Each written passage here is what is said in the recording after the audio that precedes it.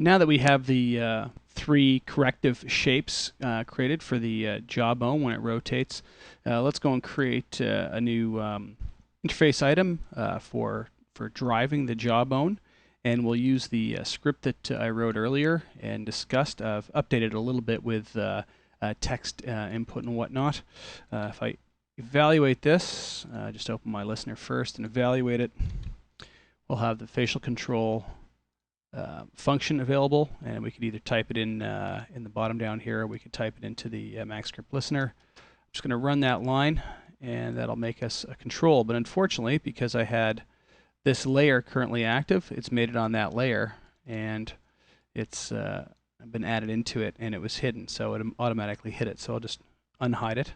What I'm going to do now is just make a new layer, create a new layer from selection, and I'm going to rename this Ogre facial controls, and we've got all that now. I can now hide the rig off if I like, and move our new control up to where I'm going to want to use it. Now, it really depends on what sort of values you want to use. Currently, right now, the value of the control object will be going from essentially 0 to 5 to -5, +5 on the X and Y axes. We can make that much smaller to start with if we wanted. And we could scale it up after the fact, so it went from 1 to 1. It really doesn't matter. So in this case, at this point, I'm going to leave it at what it was, so that it was, goes to 5. The reason it really doesn't matter, often that's sort of thing that I'd worry about. The reason this isn't going to matter so much, we're going to drive it with Reaction Manager, and it's a real sort of tactile control object. It's not something that the animator is going to care much that it goes from 0 to 5 and back down again. They're just going to look at function curves for just ease ins and fast ins and outs, and not really what its specific value is. So it's never going to travel above 0 to 5. So I'll just leave it that way. Our control object, because it's a text object, we can go in and add whatever we want in here. So what I'll call this is jaw. And I added a mesh select on top of the stack, so it actually comes up as filled in. You could also do it with an extrude modifier. In this case, it makes it all one-sided because it's not actually giving it any sort of thickness, and it kind of keeps the face count even down lower, so instead of using extrude, which would actually give it thickness, front and back and side. So we're not getting that. It depends whether you want that or not. This control item will eventually be parented into the head joint so that it follows around. Now what we can do as well to make this work a little bit nicer is go and grab another shape object, another rectangle, and what we'll do is we'll build everything inside of this rectangle so that we've got kind of a cool UI scheme going. And just to make sure everything follows it around, I'm going to parent everything out to this. So this is the top of it, and then it selects everything down the chain. It's kind of nice now. The idea being is that you'll be able to move your face UI to wherever you want. We just need to parent this to the jawbone and the head now. So what I'll do is I'll just show you that.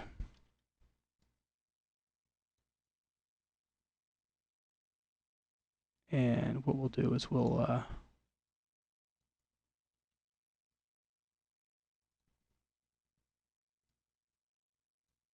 there we go, parent it down to there. And now we've got the ability that when we rotate the head,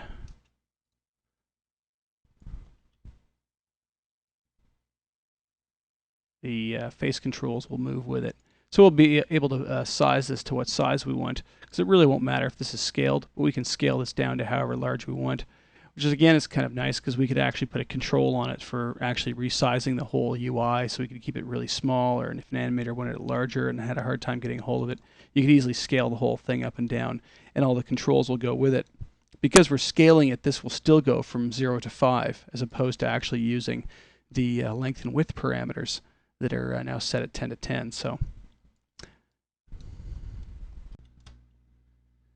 Next, what we're going to do is we're going to connect up the jawbone to our control object, and we're going to use the reaction manager to do this so we can control it a bit better.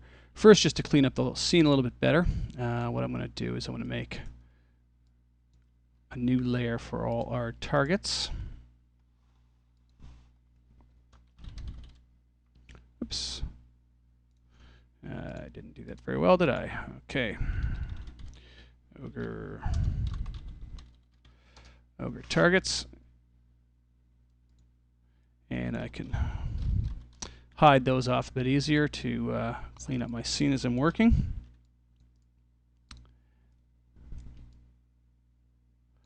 So now what I'm going to do is I'm going to utilize the jawbone as the driven object, and we need to know what our local axes that we're going to be dealing with are. We're going to be looking at the z-axis for up and down and the y-axis for side to side. So that's going to correlate directly to this. If we go up and down on the y here, that's going to drive our z up and down, and if we go back and forth side to side on our x, then that's going to drive the y side to side in the rotation. So what we need to do is we need to set up two drivers first. So first, let's go and get our reaction manager, and I'm going to turn on show selected, and I want to pick the driver, and we're looking for the position value on the x and the y. So x is side to side, y is up and down, so I'll take the x first.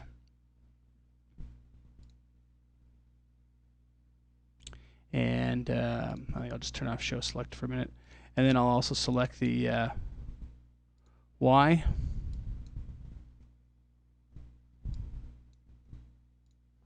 There we are. And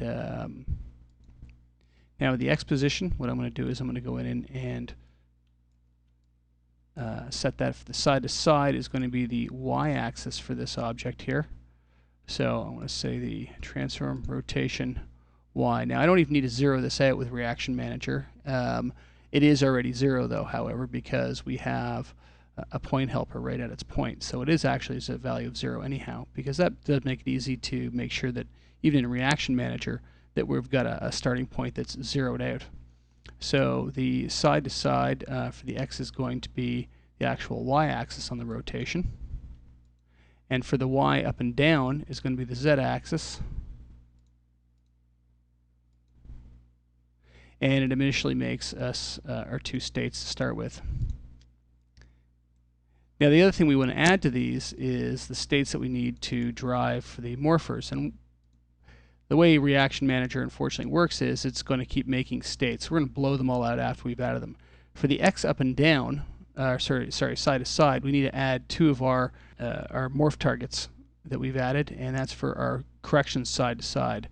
So what I'm going to do in these, I'm going to go in again and I'm going to say to the mesh this time, modified morpher, and we're looking for a jaw left, and we're going to look for a jaw right as well. Jaw right.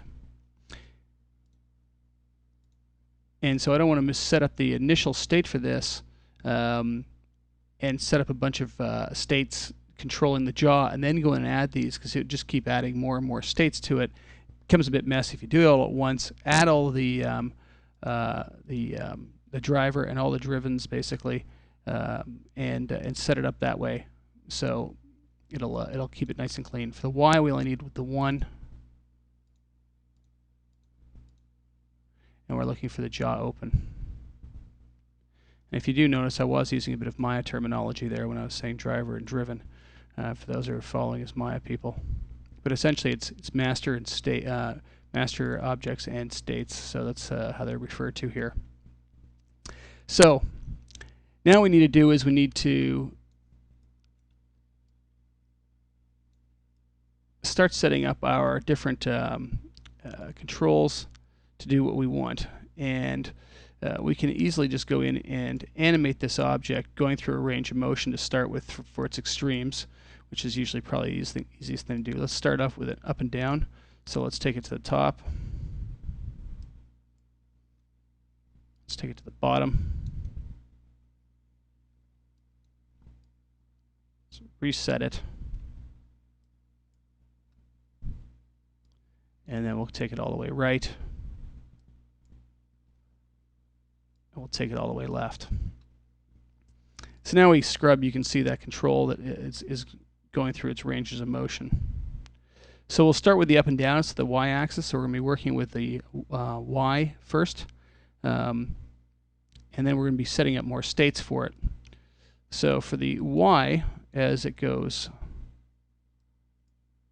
up, we're going to want our jawbone to go up. So to handle this then, you go into create mode, and create mode now allows you to be able to manipulate the object even though it's got the reaction controllers on the rotation of it, and it'll allow you to be able to rotate it up. And what I'm going to do is I'm going to push it quite far, because you want to be able to, you want to get the jaw to go as far as you can, and even really any of the targets, you want to push them to their extremes and then let the animator decide inside what values they should work within. Set up a new state and turn it off, and we should end up with the scrub an animation now on that jaw. And if we go and grab our control object and move it up and down, it will react from 0 to +5 as it should, and then below it won't do anything. So then we just need to simply go down to the bottom. So it's at the bottom, and do the exact same thing here. In create mode, rotate our jaw down into a down state. Take it quite a ways down. And what I'm going to do also is I'm going to take the value of the morph target that's here, and I'm going to crank that up. Now, you could go into Morpher and do it and turn it up, but you can also just simply type in the values right here. So what I'm going to do is I know that it needs to go up to a value of 100 on that when we need it. So easy to do. I'm just going to simply say create for the state that I've adjusted, and here's the morph target for the open position where I need to then crank it up to 100. And you can see I've actually, looks like, because I've opened the jaw further, it looks like I need to go back and adjust my morph target so it actually pushes the jaw out a bit more. So this is part of that adjustment phase. So I should be able to go in and grab this now and dial it down, and the target gets dialed down to 0, and it gets dialed back up. So you can actually see the first state, the control is at 0, the state is 0, and that is basically the control here. The bone is at 0 on the Z, and the morph target's at 0. When it drives up to +5, we go up to a rotation of 15 degrees on the joint, but we still don't touch the target. And then on the negative value down to -5, we drive the Z rotation into a -22 degrees, and we drive up the morph target on the jaw, the corrective target on the jaw, to fix that. We could also go in and affect our function curves here, so we could actually have an automatic ease and smooth between them. I don't really think that's all that necessary in this sort of scenario with this kind of setup. I don't think it's really going to matter all that much. Now, same thing with side to side. We're going to go in, but this time we're going to be using the X, and we're going to go into create.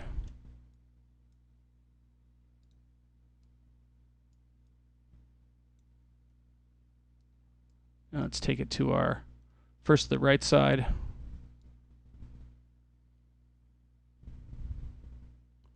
Let's drive it over quite a ways. I'm going to say create. And now the same thing with our targets. Looks like our targets were already dialed up to 100 here, and we don't want that. We actually want it at 0 to start with, so I'm just going to fix these here. And then this is the jaw right, should be at 100 in this case. So it's now fixed. It's corrected itself, because it was already set incorrectly to begin with. And then the same thing, we're going to go to the other side and create the same rotation the other way. Now this is actually kind of easy, because I'm just going to go the other way. I'm just going to say create, simply create a state, And the state's wrong, of course. It's set up just like the first one. But we want the exact opposite values here. We want the jaw left target to be 100. And for the Y rotation, we actually want negative 17.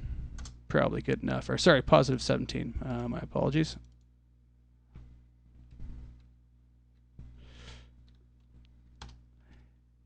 And it drives it the other way. So you now have a control object that, based on its rotation,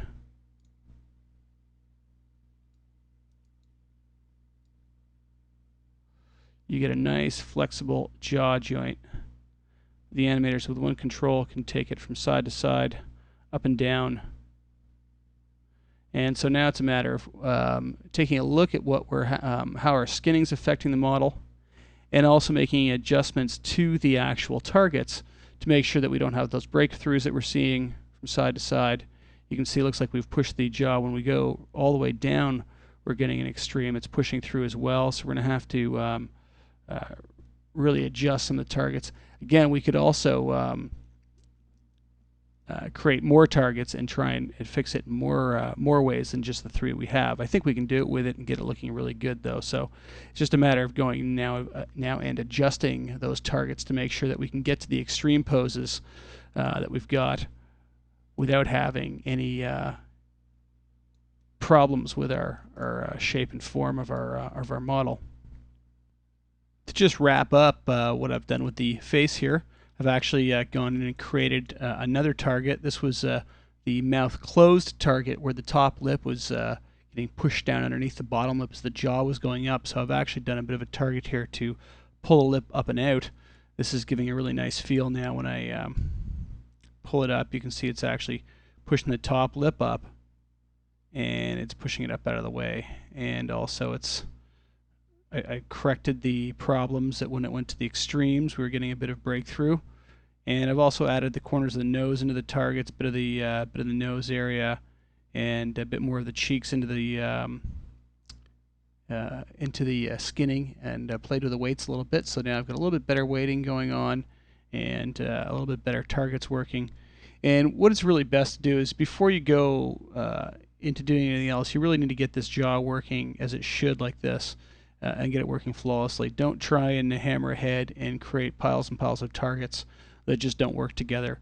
You need to massage each set that you do and get each set working well together, and then you're better off for it.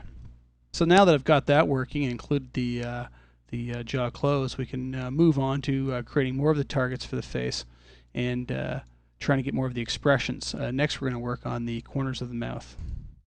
Now we're going to work on the corners of the mouth, the right and left. Now, since this is very similar to the initial mouth setup that I've done using the same kind of control, I'm going to skip a lot of it and just show what needs to be done. First off, the targets. I've got right and left here using the mirror target script. I have 4 targets for each side, each corner of the mouth, and we're going to have individual controls as shown in the original demo that I did of the character we're trying to achieve here. So we're going to have a control for the right and control for the left. So there's a right in, a left in, a right up, right down, and a right out. And of course the same on the other side, on the left side. So now what we really need to do is we just need to make 2 more controls here, and then connect everything together using Reaction Manager again. Like I pointed out when we created this control, because of the way it's set up now, it is very easy to just copy it and it will function as it should. So I'm just going to copy out 2 more, and you can see now that it actually still has the stops on it, and it's still set up the way it is. This is because we've used the script controller and we've handled the nodes as references in it, so we can actually, when we copy it, it references everything. Nothing's name dependent. It's all dependent on the node. So when it all copies over, it all updates itself, which is really nice. I'm just going to make our box here wider so it encompasses everything in it, and that can be adjusted at any point in time. So we can rename these, and this will be down in the text, and this is why I haven't collapsed this and just put a mesh select on it, so we can easily go in and just update this however we want. So right, I guess mouth or right corner we could do, maybe that'd fit in better. Right corner and left corner.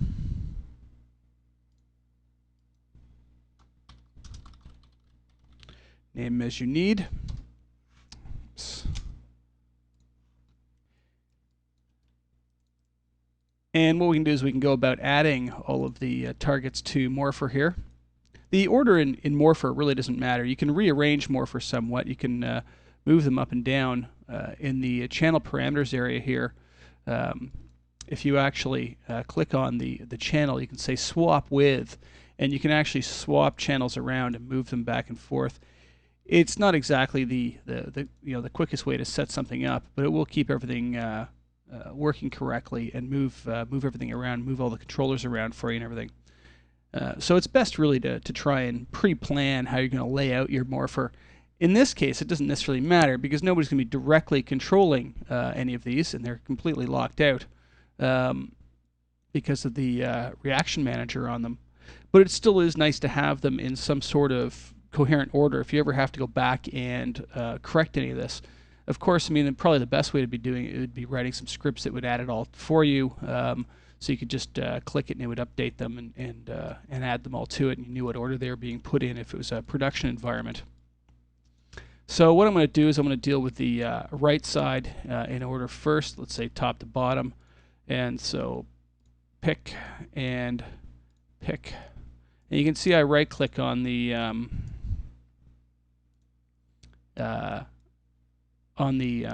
buttons beside each one that makes each one active.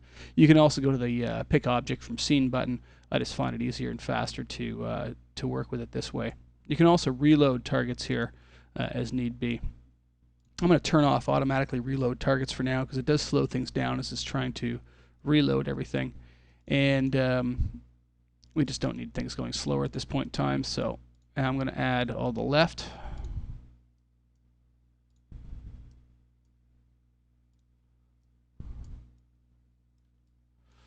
And there we go. So we should have the ability to be able to blend these in now. So what we can do now is now with the jaw, if we take the jaw, let's say, and drag it into one of the positions, we'll be able to blend in some of these morph targets. And let's say right down and out and right corner in. So we'll be able to blend them together and get all kinds of different forms and shapes out of them, which will be really nice. And this, of course, will give us just that much more control over it all. So now what we need to do is we need Reaction Manager again, and we're going to set it up just the same. I'm going to spare you of that and just go ahead and do it for both sides and then show you the result, because really the process is identical as the initial process for it.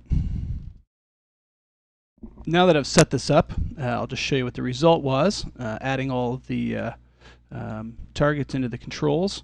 Essentially now I have controls for each of the corners of the mouth, and so I can go in and out and up and down and blend them all together. Same with on the left side of the face, and of course now when I work them all together, I'm going to get a nice flow. Now of course you can push them too far and get them to overlap and crush into each other. That's kind of to be expected. And there's a certain amount of that you're not going to overcome very easily, or even really want to try. I mean, there's obviously positions that are just not going to work.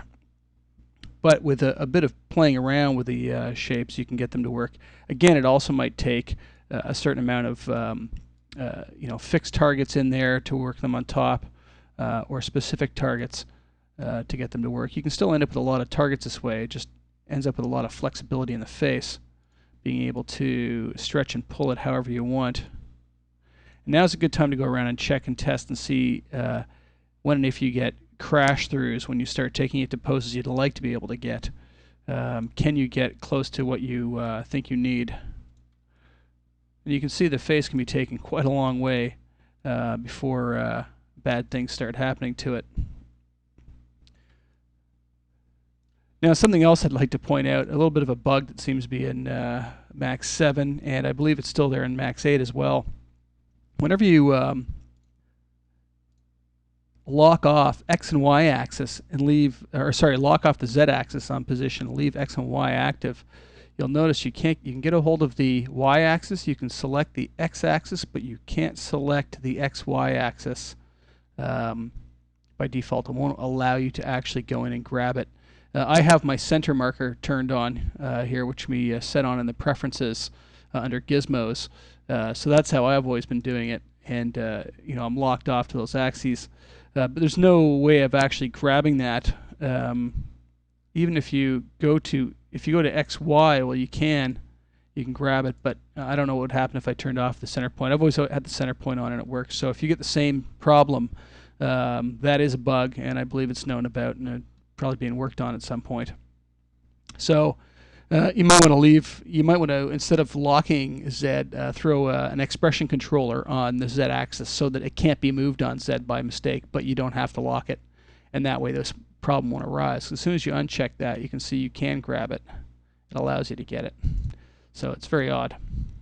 Anyways, so now that we have those done, what I'm going to do is I'm going to skip on to a couple other things. I'm going to work on the eyebrows next, because the eyebrows are the next ones that are a little bit different. To be able to get the range of motion that I had in them and the way the control worked, it actually took some sort of negative work with Reaction Manager to stop unwanted things from happening. You'll see as we get there how it all works, and trying to put it all together and make it go together smoothly. But this is the current state of the face and how it seems to be working, and it seems to be working quite nicely at this point.